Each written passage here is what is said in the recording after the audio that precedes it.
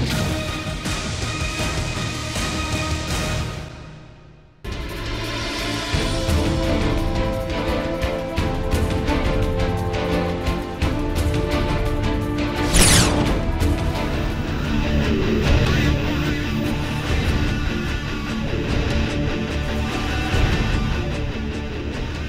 ಡಿಬೇಟ್ಗೆ ಮತ್ತೊಮ್ಮೆ ಸ್ವಾಗತ. ಸತೀಶ್ ರೆಡ್ಡಿ ಅವರು ನಮ್ಮ ಜೊತೆ ಇದ್ದರೆ ಬಿಜೆಪಿ ಮುಖಂಡರು. ಸರ್, ಸಮಸ್ಯೆ ಯಾಕೆ ಬಗೆಹರಿತಾ ಇಲ್ಲ? ಇನ್ನು 2 ದಿನ ಆಯಿತು. ಮೊದಲಿಗೆ ನಾನು ನಮ್ಮ KSRTC ಮತ್ತು BMTCಯ ನೌಕರರಿಗೆ ನಾನು ಮನವಿ ಮಾಡ್ತೀನಿ, ಈ ಸಂಘರ್ಷನೇ ಎಲ್ಲವನ್ನು ಸಾಲ್ವ್ ಮಾಡಲ್ಲ. ಒಂದು ಕುಳಿತು ಅದನ್ನು ಸರಿ ಮಾಡ್ಕೊಳ್ಳೋಂಥ ಕೆಲಸ ಆಗಬೇಕು. ಮತ್ತು ಎಲ್ಲ ಸವಾಲು ಇವತ್ತೇ ಸರಿ ಆಗ್ಬಿಡ್ಬೇಕು ಮತ್ತು ಇವತ್ತಿನ ಒಂದೇ ದಿನದಲ್ಲಿ ಆಗಬೇಕು ಅನ್ನೋದಕ್ಕೂ ಸರಿಯಲ್ಲ. ಯಾಕಂದರೆ ತಾವೆಲ್ಲ ಇವತ್ತು ದಿನನಿತ್ಯ ಟಿ ವಿಯಲ್ಲಿ ನಿನ್ನೆಯಿಂದ ನಾವು ನೋಡ್ತಾ ಇದ್ದೇವೆ. ಮಕ್ಕಳಿಗೆ ತೊಂದರೆ ಆಗಿರೋಂಥದ್ದು, ವೃದ್ಧರಿಗೆ ತೊಂದರೆ ಆಗಿರೋಂಥದ್ದು, ಮತ್ತು ಅನೇಕರಿಗೆ ಹಾಸ್ಪಿಟ್ಲ್ಗೆ ಹೋಗುವಂಥವ್ರಿಗೆ ಮತ್ತು ಬೇರೆ ಜಿಲ್ಲೆಗಳಿಗೆ ತೆರಳುವಂಥವ್ರಿಗೆ ಇಡೀ ಸಾರಿಗೆ ವ್ಯವಸ್ಥೆನ ಅಸ್ತವ್ಯಸ್ತ ಆಗುವಂಥ ಒಂದು ಸನ್ನಿವೇಶವನ್ನು ನಾವು ನೋಡ್ತಾ ಇದ್ದೀವಿ. ನಾನು ಇದ್ರ ಹಿಂದೆ ಯಾರಿದ್ದಾರೆ ಅಥವಾ ಎಲ್ಲ ನೌಕರರು ಈ ಸ್ಟ್ರೈಕಲ್ಲಿ ಪಾಲ್ಗೊಂಡಿದ್ದಾರಾ, ಇದೆಲ್ಲ ಪ್ರಶ್ನೆ ಇದೆ. ಯಾಕಂದರೆ ನನಗೆ ಗೊತ್ತಿದ್ದಾಗೆ ಎಲ್ಲ ನೌಕರರು ಇದರಲ್ಲಿ ಪಾಲ್ಗೊಂಡಿಲ್ಲ. ಕೆಲವರಿಗೆ ಈ ಸ್ಟ್ರೈಕ್ ಬೇಕಾಗಿಲ್ಲ. ಆದರೆ ಯಾರೋ ಕೆಲವರ ಒತ್ತಡದಿಂದ ಈ ಒಂದು ಸ್ಟ್ರೈಕು ನಡೀತಾ ಇದೆ ಅಂತ ನನ್ನ ಮೇಲ್ನೋಟಕ್ಕೆ ಕಂಡುಬರುತ್ತೆ. ಯಾಕಂದರೆ ಇವತ್ತು ಟೋಟಲ್ ಬೇಕೋ ಬೇಡೋ ಸಿಸ್ಟಮ್ ಅಂತೂ ಸ್ಟ್ರಕ್ ಆಗಿದೆ, ಸಾರ್ವಜನಿಕರಿಗೆ ತೊಂದರೆ ಅಂತೂ ಆಗ್ತಾ ಇದೆ. ಸಾರಿಗೆ ವ್ಯವಸ್ಥೆ, ಸರ್ಕಾರ ಯಾಕೆ ಸಮಸ್ಯೆ ಬಗೆಹರಿಸ್ತಾ ಇಲ್ಲ ಅಂತ? ಸಾರಿಗೆ ವ್ಯವಸ್ಥೆಯಲ್ಲಿ ಇದನ್ನು ಬಗೆಹರಿಸಬೇಕು ಅಂತ ಈಗಾಗಲೇ ಕಳೆದ 1 ತಿಂಗಳಿಂದನೇ ಇದಕ್ಕೆ ಬೇಕಾದಂಥ ಅವ್ರ ಪ್ರಮುಖ ಬೇಡಿಕೆ 10% ಹೈಕ್ ಆಗಿರಲಿಲ್ಲ ಅವರ ಸಂಬಳ ಅಂತ. ಅದನ್ನು ಈಗಾಗಲೇ ಸರ್ಕಾರ ಅದಕ್ಕೆ ಬೇಕಾದಂಥ ಎಲ್ಲ ವ್ಯವಸ್ಥೆನ ಮಾಡಿ 10% ಹೈಕ್ ಮಾಡಿ ಅವರಿಗೆಲ್ಲ ಸ್ಯಾಲ್ರಿಯನ್ನು ಈಗಾಗಲೇ ಡಿಸ್ಟ್ರಿಬ್ಯೂಟ್ ಮಾಡಿದೆ. ಅದು 1 ತಿಂಗಳು ಸಂಬಳನೂ ಸಹ ಅವರು ತೆಗೆದುಕೊಂಡಿದ್ದಾರೆ. ಅದಾದ ನಂತರ ಅವರು ಕೊಟ್ಟಿರುವಂಥ ಅನೇಕ ಬೇಡಿಕೆಗಳು ಈಗ ನಮ್ಮ ಮುಂದೆ ಇದೆ. ಇದು ಅವರೇನು ಬೇಡಿಕೆ ಕೊಟ್ಟಿರುವಂಥದ್ದು ಎಲ್ಲ ಸಣ್ಣ ಪುಟ್ಟ ಸಮಸ್ಯೆಗಳು. ಕೆಲವು ಅವರು ಏನು ಹೇಳ್ತಾರೆ, ಯಾರೋ ಕಂಡಕ್ಟರ್ ತಪ್ಪು ಮಾಡಿದಾಗ, ಲೇಟ್ ಆದಾಗ ಎಲ್ಲ ಪೆನಾಲ್ಟೀಸಿಂದ ನಮ್ಮ ಸಂಬಳ ಕಡಿಮೆ ಆಗ್ತಾಯಿದೆ ಅಂತ. ಯಾವುದೇ ಒಂದು ಸಂಸ್ಥೆ ನಡಿಬೇಕಂದ್ರೆ ಅದು ಇವತ್ತು ಇಡೀ ದೇಶದಲ್ಲೇ ನಮ್ಮ ಸಂಸ್ಥೆ ಪ್ರಥಮ. BMTC ಮತ್ತು KSRTC ಇರುವಂಥ ಬಸ್ಸುಗಳಲ್ಲಿ ಮತ್ತು ಸೇವೆಯನ್ನು ಒದಗಿಸೋಂಥ ನೌಕರರು ಯಾರು ಆ KSRTC ಮತ್ತು BMTC ಎಲ್ಲಿದ್ದಾರೆ, ನಿಜವಾಗ್ಲೂ ಅವ್ರನ್ನ ನಾನು ಅಭಿನಂದನೆ ಸಲ್ಲಿಸ್ತೀನಿ. ಅವರು ಒಂದು ಒಳ್ಳೆಯ ಕೆಲಸವನ್ನು ಮಾಡ್ತಾ ಇರೋದಕ್ಕೋಸ್ಕರನೇ ಅವರು ಇವತ್ತು ನಮ್ಮ ಈ ಸಂಸ್ಥೆ ಒಂದು ಒಳ್ಳೆಯದಾಗಿ ಬೆಳೀತಾ ಇದೆ. ಈಗ ಕೊಟ್ಟಿರುವಂಥ ಬೇಡಿಕೆಗಳನ್ನು ನೋಡಿದಾಗ ಎಲ್ಲ ಇದನ್ನು ಸರಿ ಮಾಡಿ ಆ ನಿಬಂಧನೆಗಳನ್ನ ತೆಗೆದುಹಾಕಿ ಆ ಕೇಸ್ ಹಾಕೋದು ಬೇಡ ಮತ್ತು ಅವ್ರ ಹೈಕ್ ಕಡಿಮೆ ಆಗೋದು ಬೇಡ, ಅವ್ರು ಏನು ತಪ್ಪು ಮಾಡಿದಾಗ ಈ ರೀತಿಯಾದಂಥ ಇದನ್ನೇ ಕೊಟ್ಟಿದ್ದಾರೆ. ಇದಾದರೆ ಸಂಸ್ಥೆ ಮುಳುಗಡೆ ಆಗ್ಬಿಡುತ್ತೆ. ಯಾವುದೇ ಒಂದು ಸಂಸ್ಥೆ ಬೆಳೆದ್ರೆ ಮಾತ್ರ ಎಲ್ಲ 1,10,000 ನೌಕರರು ಏನಿದ್ದಾರೆ ಅವರ ಫ್ಯಾಮಿಲೀಸ್ ಇರ್ಬೋದು ಮತ್ತು ಸಾರ್ವಜನಿಕರಿಗೆ ಎಲ್ಲರಿಗೂ ಒಳ್ಳೆಯದಾಗುವಂಥದ್ದು ಅಂದರೆ ಆ ಸಂಸ್ಥೆ ಬೆಳಿಬೇಕು. ಅವ್ರು ಹಾಕುವಂಥ ಎಲ್ಲ ಕಂಡೀಷನ್ಸ್ನ ನಮ್ಮ ಸರ್ಕಾರ ಒಪ್ಕೊಂಡ್ರೆ ಇವತ್ತೇ ಬೀಗ ಹಾಕಿ ಹೋಗ್ಬೇಕಾಗುತ್ತೆ. ರೈಟ್. ಉಪೇಂದ್ರಾಚಾರ್ಯ ಹೇಳಿ. ನೋಡಿ, ಈ BJP ಸರ್ಕಾರ ಬಂದ ಮೇಲೆ 4 ವರ್ಷ ಆಯಿತು. BJP ಸರ್ಕಾರ ಬಂದು ಸಾರಿಗೆ ಸಂಸ್ಥೆಯಲ್ಲಿ ಕೊಡಬಾರದ ಹಿಂಸೆಯನ್ನು ಇವತ್ತು ಕಾರ್ಮಿಕರು ಕೊಡ್ತಾ ಇದ್ದಾರೆ. ಒಂದಲ್ಲ ಎರಡಲ್ಲ. ಈ ಯೂನಿಯನ್ನ ಮಟ್ಟ ಹಾಕಬೇಕು ಅಂತ ಹೇಳಿ ಭ್ರಷ್ಟಾಚಾರ, ಇವತ್ತು ಸಂಸ್ಥೆಯಲ್ಲಿ ಭ್ರಷ್ಟಾಚಾರ 100ಕ್ಕೆ 100 ಬೆಳೆದು ಹೋಗಿದೆ. ಇವತ್ತು ನೋಡಿ, ಒಂದು ನಿಮ್ಮ ಸಮಸ್ಯೆ ಹೇಳಿ. ನೀವು ಯಾವುದೇ ಪಾರ್ಟಿ ಬಗ್ಗೆ ಮಾತಾಡಕ್ಕೆ ಹೋಗಬೇಡಿ. ನೀವು ನಿಮ್ಮ ಸಮಸ್ಯೆನ ಮಾತ್ರ ಹೇಳಬೇಕು. ಒಬ್ಬ ಪಕ್ಷದ ಪರ ಬಂದಿದ್ದೀರಾ ಮತ್ತೆ ಬಿಜೆಪಿ ಅಂತ ಯಾಕೆ ಮಾತಾಡ್ತಾ ಇದ್ದೀರಾ ಹೇಳ್ತೀನಿ. ನಿಮ್ಮ ಸಮಸ್ಯೆ ಹೇಳಿ. ನಾನು ಯಾವ್ದಾದ್ರು ಪಕ್ಷದ ಬಗ್ಗೆ ಮಾತಾಡದ್ನ ಆಯ್ತು, ಅದನ್ನ ಬಿಡಿ. 16 ವರ್ಷಗಳಿಂದ ಕೂಡ ನಿರಂತರವಾಗಿ ಸಾರಿಗೆ ನೌಕರರ ಮೇಲೆ ದಬ್ಬಾಳಿಕೆ ನಡೀತಾ ಇದೆ. ಇವತ್ತು ನೆಮ್ಮದಿಯಾಗಿ ಕೆಲಸ ಮಾಡಂಗಿಲ್ಲ ಅವರು. ಇವತ್ತು ನೋಡಿ, ಇವಾಗ ಸಚಿವರು ಒಬ್ಬ ಲೇಡಿ ಕಂಡಕ್ಟರ್ಗೆ 10,000 ರೂಪಾಯಿ ಬಹುಮಾನ ಕೊಟ್ಟಿದ್ದಾರೆ. ಏನು ಅದರ ಹಿನ್ನೆಲೆ ಏನು ಗೊತ್ತಾ? ಈ ಲೇಡಿ ಬಂದು 80 ಸೀಟು ಬಸ್ಸಲ್ಲಿ ಡ್ಯೂಟಿ ಮಾಡುವಾಗ ಟಿಕೆಟ್ ಬರ್ಸ್ಕೊಂಡಿದ್ದಾಳೆ. ಅವಳನ್ನ SP ಮಾಡಿದ್ದಾರೆ.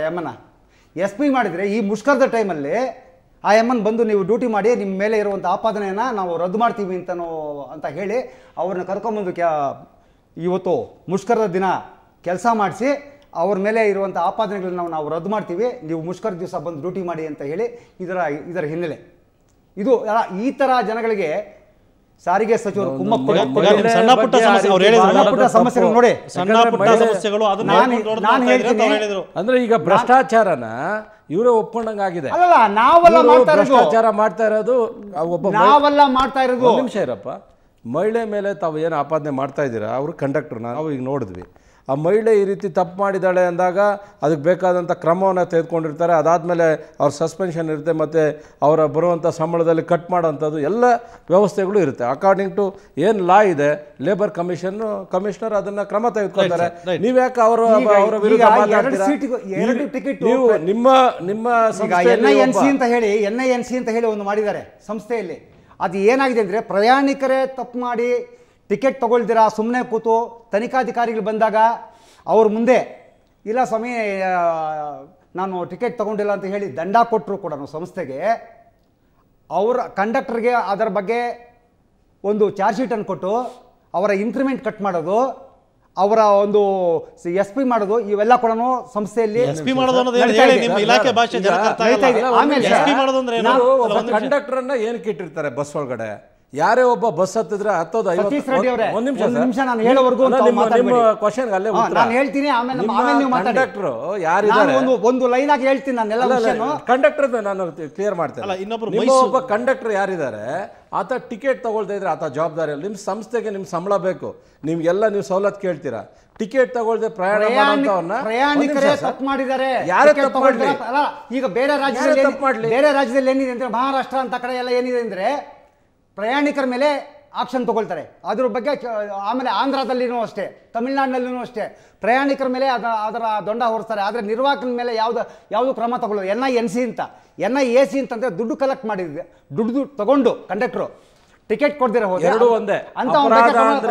ಒಂದ್ ನಿಮಿಷ ನೋಡಿ, ಯಾವುದೇ ಒಂದು ಬಸ್ ಒಳಗಡೆ ಯಾರೋ ಒಬ್ಬ ಬಂದಾಗ ಪ್ಯಾಸೆಂಜರು ಅದನ್ನ ಟಿಕೆಟ್ ತಗೊಳ್ದೇ ಇದ್ರೆ ಕಂಡಕ್ಟರ್ ಏನಕ್ಕೆ ಬೇಕು ಅಂತ ನಾನು ಕೇಳೋದು ಪ್ರಶ್ನೆ. ಮೈಸೂರು ಒಬ್ಬರಿದ್ದಾರೆ ನಮ್ಗೆ. ಎಷ್ಟು ಶಫೀಕ್ ಅವರು ಮಾತಾಡಿದ್ದು ಕಾರ್ಮಿಕ ಮುಖಂಡರು, ತಾವೇನು ಹೇಳ್ತೀರಿ ಸರ್? ನಮಸ್ಕಾರ ಹಮೀದ್ ಅವ್ರಿಗೆ, ಅಲ್ಲಿ ವೇದಿಕೆ ಮೇಲೆ ಇರೋರಿಗೆ ಎಲ್ಲರಿಗೂ ನನ್ನ ನಮಸ್ಕಾರ. ರೆಡ್ಡಿ ಅವರಿಗೆ ಒಂದು ಮಾತು ಹೇಳಕ್ಕೆ ಇಷ್ಟಪಡ್ತೀನಿ. ಬರೀ KSRTCಲಿ ಡ್ರೈವರ್ ಕಂಡಕ್ಟರಿಂದ ಮಾತ್ರ ತಪ್ಪಲ್ಲ. ನಾನು ಒಂದು ಮಾತು ಹೇಳ್ತೀನಿ ಕೇಳಿಲ್ಲಿ. ಕರ್ನಾಟಕ ಸ್ಟೇಟಲ್ಲಿ ಮಾಕ್ರೋಪೋಲ್ ಬಸ್ ತಗೊಂಡಿದ್ರು ಇವರು, MD DP ಡೈರೆಕ್ಟ್ SNV ಸಾರಿಗೆ ಸಚಿವರು ಸೇರಿ. ಅದು 2-2.23 ಕಿಲೋಮೀಟರ್ ಬರ್ತದೆ. KSRTCಗೆ ಅರ್ಧ ನುಂಗ್ಬಿಡ್ತಾ ಇರೋದು ಮಾರ್ಕೋಪೋಲ್ ಬಸ್ಸು. ಅದ್ರ ಬಗ್ಗೆ ಯಾರು ಚರ್ಚೆ ತೆಗಿತಾ ಇಲ್ಲ. ಯಾಕೆ ಅಂತ ಹೇಳಿದ್ರೆ, ಮಾರ್ಕೋಪೋಲ್ನ ₹1 1 ಕಿಲೋಮೀಟರ್ಗೆ ಮೇಂಟೆನೆನ್ಸ್ ಬರ್ತದೆ. ಆಮೇಲೆ ಆರ್ಡಿನರಿ ಗಾಡಿ 22 ಪೈಸದಿಂದ 30 ಪೈಸಾ ಬರ್ತದೆ. KSRTC ಅರ್ಧ ಅದೇ ನುಂಗ್ಬಿಡ್ತು. ಅದು ಫಾರಿನಲ್ಲಿ ಗಾಡಿ ಫೇಲ್ ಆಯ್ತು, ಮಹಾರಾಷ್ಟ್ರದಲ್ಲಿ ಫೇಲ್ ಆಯ್ತು, ಕರ್ನಾಟಕದಲ್ಲಿ ತಗೊಂಡ್ಬಂದ್ರು ನಿಮ್ಮ ಅಧಿಕಾರಿ ಸಾರಿಗೆ ಸಚಿವರು ಸೇರಿ ನರಮೇಶನೆ ದುಡ್ಡಿನಲ್ಲಿ. ಅರ್ಧ ದುಡ್ಡು ಅಲ್ಲಿಗೆ ಹೋಯ್ತಾ ಐತೆ. ಬರೀ ಕಂಡಕ್ಟರ್ ಹೇಳ್ತೀರಲ್ಲ ನೀವು. ಈಗ ಬಸ್ನಲ್ಲಿ ಒಂದು ಬೋರ್ಡ್ ಹಾಕಿರ್ತಾರೆ, ಸಾರ್ವಜನಿಕನು ಯಾರು ಟಿಕೆಟ್ ತಗೊಳ್ಳಿಕ್ರೆ ₹500 ದಂಡ ಅಂತ. ಆ ದಂಡ ಹಾಕಿದ್ರು ನಿರ್ವಾಹಕರಿಗೆ ಯಾಕೆ ತೊಂದರೆ ಕೊಡ್ತೀರಾ ನೀವು? ಈಗ ರೆಡ್ಡಿ ಅವರು ಹೇಳ್ಬೇಕು. ಇನ್ನೊಂದು ಹೇಳ್ತೀನಿ ಕೇಳಿ, ಒಂದು ಹೇಳ್ತೀನಿ ಕೇಳಿ. ಮಾರ್ಕೋಪಲ್ ಗಾಡಿ 9,000ಗೆ ಆಯಿಲ್ ಚೇಂಜ್ ಮಾಡಬೇಕು. ಆರ್ಡಿನರಿ ಗಾಡಿ 18,000ದಿಂದ 36,000 ಹೋಗ್ಬೇಕು. ಅದು ಯಾರು ಕೇಳಕ್ಕಿಲ್ಲ. ಕಾಸ್ಟ್ ಜಾಸ್ತಿ ಆಯ್ತಾ ಐತೆ. ಎಲ್ಲ ಅರ್ಧ KSRTC ಅದೇ ನುಗ್ತಾ ಐತೆ. ಇನ್ನೊಂದು KMPLಗೆ ಟಾಟಾ ಕಂಪ್ನಿ ಆಗಲಿ ಅಶೋಕ ಲೇಲ್ಯಾಂಡ್ ಕಂಪ್ನಿ ಆಗಲಿ ಇಷ್ಟು ಬರ್ತದೆ ಅಂತ ಹೇಳಿಲ್ಲ. KSRTC ಅಧಿಕಾರಿಯವರು ಇಷ್ಟೇ ಬರಬೇಕಂತ ಜುಲ್ಮಿ ಮಾಡ್ತಾರೆ. ಒಂದು ಡಿಪೋಲಿ 5:20 ಬರಬೇಕು, ಒಂದು ಡಿಪೋಲಿ 5:37 ಬರಬೇಕು. ಆ ಬಂದಿಲ್ಲ ಅಂದ್ರೆ ಡಿಪೋ ಮ್ಯಾನೇಜರ್ ಚಾರ್ಜ್ ಶೀಟ್ ಕೊಡ್ತಾರೆ, ಡಿಪೋ ಮ್ಯಾನೇಜರ್ ಡ್ರೈವರ್ಗಳು ಚಾರ್ಜ್ ಶೀಟ್ ಕೊಡ್ತಾನೆ. ಇದು ಈ ಸಿಸ್ಟಮ್ ಬಂದಿರೋದು. ಒಂದು. ಎರಡನೇದು ಏನಂದ್ರೆ, ಸಿವಿಲ್ ಇಂಜಿನಿಯರಿಂಗ್ ಸೆಕ್ಷನ್ ನಲ್ಲಿ ಲೂಟಿ ಆಯ್ತಾ ಐತೆ. SR ರೈಟ್ ಅಂತ PWD ಅವ್ರು ಮಾಡವ್ರೆ. KSRTC ಅಧಿಕಾರಿಯವರಿಗೆ ಕರೀರಿ, ಯಾವ SR ರೈಟ್ ನಲ್ಲಿ ಕಟ್ಟವ್ರೆ ಅಂತ. ಈ ಕಡೆಯಿಂದ ಸಂಸ್ಥೆ ಲೂಟಿ ಮಾಡ್ತಾರೆ, ಈ ಕಡೆ ನಿರ್ವಾಹಕರು ಡ್ರೈವರ್ ಚಾಲಕರ ಮೇಲೆ ಅಪಾದನೆ ಹೊರಿಸ್ತಾರೆ. ಒಂದು ಸೀಟ್ ಮುಟ್ಕೊಂಡಿದ್ದೆ ₹3 ಒಂದು ಸೀಟ್ಗೆ ಒಂದೇ ಕಂಡಕ್ಟರ್ ಬರೆಸ್ಕೊಂಡಿದ್ರೆ ಅವನಿಗೆ ಡಿಸ್ಮಿಸ್ ಮಾಡ್ತಾರೆ. ಅದೇ ₹3 ಒಂದು ಸೀಟ್ಗೆ ಒಂದು ಇನ್ಕ್ರಿಮೆಂಟ್ ಕಟ್ ಮಾಡ್ತಾರೆ. ಅದೇ ₹3 ಒಂದು ಸೀಟ್ಗೆ ವಾರ್ನ್ ಮಾಡ್ತಾರೆ. ಈ DC-ಗಳು ದುಡ್ಡು ಮಾಡೋದು ಕಲ್ತ್ಕೊಂಡಿರೋದು ಅಧಿಕಾರಿಯವರು. ಇನ್ನು ಹೇಳ್ತೀನಿ, ನೆಕ್ಸ್ಟ್ ಹೇಳ್ತೀನಿ ಸರ್. ಈಗ ಮಾತನಾಡ್ತಾ ಹೇಳ್ತಾ ಇದ್ರಿ ಮಾರ್ಕೋಪೋಲೋ ಬಸ್ ಬಗ್ಗೆ. ತಾವು ಈಗ ನೋಡ್ತಾ ಇದ್ದೀರಾ ಸರ್, ಬೆಂಗಳೂರು ಮತ್ತು ಎಲ್ಲ ಇಡೀ ದೇಶದಲ್ಲಿ ಹೊಸ ಬಸ್ಗಳನ್ನು ನೋಡ್ತಾ ಇರ್ತಾರೆ ಜನ, ಎದುರು ನೋಡ್ತಾ ಇದ್ದಾರೆ. ಯಾಕಂದರೆ ತಾವು ನೋಡಿದ್ವಿ, ಕೆಂಪು ಬಸ್ ಅಂದರೆ ಯಾರು ಹತ್ತಕ್ಕೆ ಬರ್ತಾ ಇರಲಿಲ್ಲ. 10 ವರ್ಷ ಮುಂಚೆ ಕೆಂಪು ಬಸ್ ಅಂದರೆ ಬೇಡಪ್ಪ ಇದು ಈ ಬಸ್ ಇನ್ ಟೈಮ್ ಹೋಗಲ್ಲ, rejected bus ಪರ್ಟಿಕ್ಯುಲರ್ ಆಗಿ ರಿಜೆಕ್ಟ್ ಬಸ್ ಆಗಿದ್ರೆ ರಿಜೆಕ್ಟ್ ಮಾಡೋಣ, ಅದರಲ್ಲೇನು ತೊಂದರೆ ಇಲ್ಲ, ಅದನ್ನೇನು ನಾವು ವಹಿಸ್ಕೊಂಡು ಮಾತಾಡಲ್ಲ. ಒಂದು ನಿಮಿಷ, ಈಗ ಓಲೋ ಬಸ್ ಬಂದಿದೆ, ಮಾರ್ಕೋ ಪೋಲೋ ಬಸ್ ಇದೆ, ಟಾಟಾ ಬಸ್ಸಸ್ ಇದೆ, ಅಶೋಕ್ ಲೈಲ್ಯಾಂಡ್ ಇದೆ, ಎಲ್ಲವನ್ನೂ ನೋಡ್ಬೇಕು. ಯಾಕಂದರೆ ನಾಳೆ ಬೆಳಗ್ಗೆ ಮಾರ್ಕೋ ಪೋಲೋ ಯಾಕೆ ತೊಗೊಂಡ್ರಿ ಅಥವಾ ಓಲೋ ಯಾಕೆ ತೊಗೊಂಡ್ರಿ ಅಂತ ಯಾರೋ ಒಂದೇ ಕಂಪನಿ ಬಸ್ನ ಯಾಕೆ ನಾವು ಎಲ್ಲ ಕಡೆ ತಳ್ಳಬೇಕು? ಅದರಿಂದ ಎಲ್ಲ ಕಂಪ್ನಿಗಳು ಯಾವ ರೀತಿ ನಮಗೆ ಸರಿಯಾಗಲ್ಲ, ಡೀಸೆಲ್ ಕಡಿಮೆ ಕೊಡುತ್ತಾ ಅಥವಾ ಮೇಂಟೆನೆನ್ಸ್ ಚಾರ್ಜ್ ಜಾಸ್ತಿ ಆಗುತ್ತಾ ತೆಗೆದಾಕ್ಬೋದು, ಅದು ಸಂಸ್ಥೆ ಮಾಡಬೇಕಾ. ಒಂದು ನಿಮಿಷ ಶಫಿ ಅವ್ರಿಗೆ ಉತ್ತರ ಕೊಡ್ತೀನಿ. ಮತ್ತು ಅವರು ಮಾತನಾಡ್ತಾ ಹೇಳ್ತಾ ಇದ್ರು ಸಚಿವರು ಈ ರೀತಿ ಬಸ್ಗಳನ್ನು ತಂದಿದ್ದಾರೆ ಅಂತ. ಎಲ್ಲ ಕಂಪನಿಗಳವ್ರಿಗೂ ನಾವು ಅವಕಾಶ ಕೊಡ್ತೇವೆ. ಅದು ಫೇಲ್ಯೂರ್ ಆಯಿತು ಅಂದರೆ ಆ ಕಂಪನಿಯ ಬಸ್ಸನ್ನು ಯಾರ ಮಾತು ಕೇಳಲ್ಲ ತೆಗೆದಾಕುವಂಥ ಕೆಲಸ ಸರ್ಕಾರ ಮಾಡುತ್ತೆ. ಇಲ್ಲಾಂದರೆ ನಾವು ಇಷ್ಟೊಂದು ಕಷ್ಟಪಟ್ಟು ಸಾರಿಗೆ ಇಲಾಖೆಯಲ್ಲಿ ಅಲ್ಲ ಶಫಿ ಅವರು ಒಂದು ನಿಮಿಷ, ಅದನ್ನು ತೆಗೆದಾಕುವಂಥದ್ದಕ್ಕೂ ನಮ್ಮ ಇಲಾಖೆಗೆ ಅದಕ್ಕೆ ಆದಂಥ ಪವರ್ಸ್ ಇದೆ, ತೆಗೆದಾಕ್ತಾರೆ.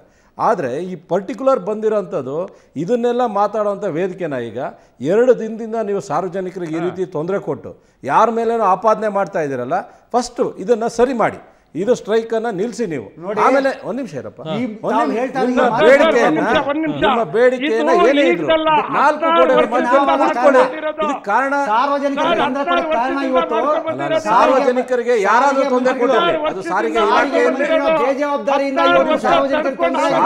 ಬೇಜವಾಬ್ದಾರಿ. ಇವರೇ ಆಚಾರ್ಯ, ನಾವು ಎಷ್ಟು ದಿವಸ ಉಪೇಂದ್ರ ಆಚಾರ್ಯ ದಯವಿಟ್ಟು ಸ್ವಲ್ಪ ತಾಳ್ಮೆಯಿಂದ ಇದೆ. ನಾವು ನಾವೆಲ್ಲ ಸಾರ್ವಜನಿಕರ ಹಣ ತಿಂತಾ ಇದೀವಿ ಅನ್ನೋದನ್ನ ನೀವು ಸ್ವಲ್ಪ ಜ್ಞಾಪಕ ಇಟ್ಕೊಳ್ಳಿ.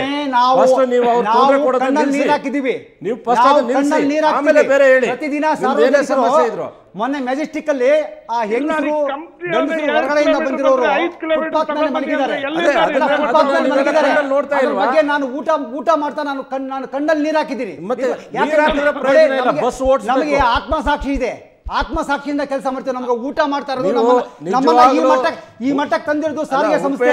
ಆಚಾರ್ಯರಿಗೆ ಏನಾದ್ರೂ ಮನಸಾಕ್ಷಿ ಮತ್ತೆ ಇನ್ನೂ ಏನಾದ್ರೂ ಹೆಚ್ಚಿನದು ಇದು ತಾವು ಕಣ್ಣಲ್ಲಿ ನೀರು ಹಾಕಿದಿರ ಅಂತ ಬಗ್ಗೆ ವೈಯಕ್ತಿಕ ಗೌರವ ಇದೆ. ನಾನು ನಿಮಗೆ ಮನವಿ ಮಾಡ್ತೀನಿ, ನಿಮ್ದು ಏನೇ ಬೇಡಿಕೆ ಇರಲಿ, ಈಗಾಗಲೇ ಸುಮಾರು 70ರಷ್ಟು ನಿಮ್ಮ ಬೇಡಿಕೆಗಳನ್ನು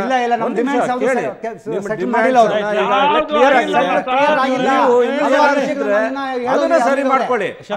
ಮಾಡೋದ್ರಿಂದ ನಿಮ್ಗೆ ಒಳ್ಳೇದಾಗಲ್ಲ, ಆಗ್ತದೆ. ನಾಳೆ ಬೆಳಗ್ಗೆ ಎಲ್ಲರೂ ಮನೆ ಪ್ರಯತ್ನ ಮಾಡಬೇಡಿ. ಹೇಳ್ತೀನಿ, ಮುಳುಗಿಸೋದು ನಿಮ್ ಸರ್ಕಾರ ಅಂತದ್ದು, ಅದನ್ನ ಹೇಳಕ್ ಬರಬೇಡಿ. ಸರ್ಕಾರಗಳು ಮಾಡಿರೋ ನೀತಿಯಿಂದಾನೇ ಸಾರಿಗೆ ಸಂಸ್ಥೆ ಮುಳುಗ್ತಾ ಇದೆ. ನೀವೇನ್ ಹೇಳ್ತಾ ಇದ್ರಿ? ಆಪಾದನೆ ಹಾಕ್ಬೇಡಿ, ಸರಿ ಮಾಡಿ. ನಾನು ಹೇಳ್ತೀನಿ ಇವಾಗ. ಶಫಿ ಅವ್ರು ಏನ್ ಹೇಳ್ತಾ ಇದ್ರಿ? ನಮ್ಗೆ ದಯವಿಟ್ಟು ಅವಕಾಶ ಕೊಡಿ ಸರ್. ಹೇಳಿ ಸರ್, ಇವ್ರು ಹೇಳ್ತಾರಲ್ಲ, ಈ ಅಧಿಕಾರಿಯವರು ಬಿಜೆಪಿ ಸರ್ಕಾರಕ್ಕೆ ಎಷ್ಟು ಈಡಾಗವ್ರೆ ಅಂತ ಹೇಳಿದ್ರೆ, ಮೈಸೂರಿನಲ್ಲಿ ಶೋಭಾ ಕರಂದ್ಲಾಜು ಡಿಸ್ಟ್ರಿಕ್ಟ್ ಇನ್ಚಾರ್ಜ್ ಮಿನಿಸ್ಟರ್ ಇರುವಾಗ ಸಿಸಿ ಬಸ್ ತಗೊಂಡಿದ್ರು. 53 ಲಕ್ಷ ರೂಪಾಯಿ ಬರಬೇಕು KSRTC ಸಮಸ್ಯೆಗೆ. ಇನ್ನೀವರೆಗೂ ಅವ್ರು ತಗೊಂಡ್ಬಂದು ಕೊಟ್ಟಿಲ್ಲ. ಸರ್ಕಾರದ ಬಸ್ಸು. ಹಾಗಾದ್ರೆ ನಾವು ಇರೋದು ಫ್ರೀ.